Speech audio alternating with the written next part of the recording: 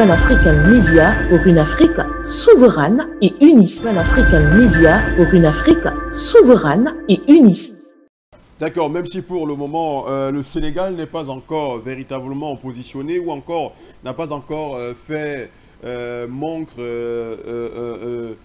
d'appartenance à la Confédération des États du Sahel, l'on peut toujours espérer. Alors maintenant, je vais vers vous, Awali Issaka, avant d'apporter très certainement une contradiction ou encore autre chose par rapport à ce que vient de dire Dr Koulibaly Dignako, par rapport au fait que vous avez fait savoir que le Maroc ne pourrait en aucun cas extrader Macky Sall à la demande des autorités du Sénégal. J'aimerais savoir, est-ce que jusqu'ici, on n'a pas le sentiment que Macky Sall est la bête à sacrifier et que le moment venu, il pourra être extradé pour le Sénégal afin qu'il soit traité comme le demande la justice. Et par la même occasion, vous profiterez pour donner quelques leçons à tirer par les Africains et particulièrement ceux qui dirigent les affaires au regard de ce qui se passe actuellement. Merci, monsieur le journaliste. Vous savez, depuis que nous avons ce qu'on appelle le libéralisme économique, ce système mondial qui est normalement la chose du bloc de l'Ouest. Vous savez qu'on a rendu des individus puissants et on les appelle les think tanks, soit des hommes qui ont le capital. C'est-à-dire quand vous avez l'argent, vous devenez une institution tout entière. Les ONG par exemple et autres. Donc on a rendu avec le système économique libéral, l'individu très puissant avec des droits qui vont avec. Ça fait que parfois un individu peut aller en contradiction avec tout un État sans s'inquiéter. Mais ici, notre souhait n'est pas que le Maroc n'extrade pas l'ancien président Macky Sall. Mais quand nous voyons le système, moi je parle en tant qu'internationaliste et quelqu'un qui comprend les questions diplomatiques, les ramifications qui peuvent avoir autour de cette situation. Donc, c'est pour cela que je dis, l'extradition de l'ancien président Macky Sall va se jouer entre le Maroc et la France. Parce que ce sont ces pays qui ont protégé Macky Sall jusqu'à présent. C'est à eux de décider en un temps, en tout cas, si entre le Maroc et le Sénégal, il faut privilégier les intérêts ou bien que le système va toujours protéger l'ancien président Macky Sall. Alors, quand je finis de dire ça, je reviens sur le plan africain pour dire que le plus souvent, les rapports que les institutions internationales font de nos pays, ce sont des rapports biaisés. Quand vous êtes un président qui est normalement assujetti à l'ordre mondial actuel, vous pouvez tout banaliser dans votre pays, saccager, on va vous noter de sorte que votre population ne soit pas inquiétée. Mais c'est lorsque vous n'êtes pas dans ce ordre-là qu'on fait des notations qui déshonorent le pays. D'abord, c'est un.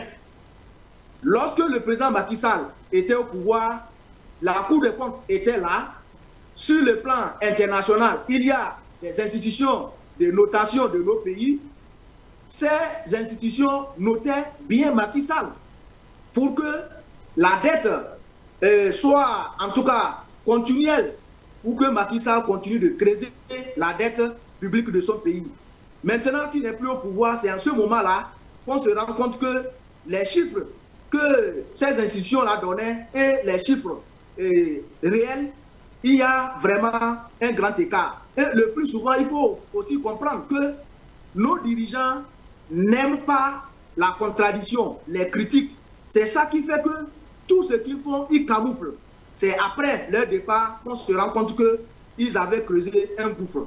Alors, quand je finis de dire ça, il y a aussi que la tenance au pouvoir dans nos pays doit être vraiment quelque chose d'actualité. Parce que s'il n'y avait pas d'alternance et que c'est le candidat du président Macky Sall, après que lui-même, il ait cherché à s'éterniser au pouvoir, c'est parce qu'il a vu la combativité du peuple sénégalais. Et c'est pour cela que je dis aussi que dans cette guerre entre Macky Sall et le Sénégal, si l'État sénégalais actuel, chapeauté par le binôme Ousmane Sonko et Diomaye Faye, tiennent bon, si ce binôme-là tient bon, je crois qu'ils vont gagner la bataille. Mais s'ils ne tiennent pas bon contre ce système unipolaire et en tout cas cette diplomatie, ils vont perdre le combat parce que Macky Sall ne sera pas extradé. Donc quand je parle de l'alternance, aujourd'hui, si le candidat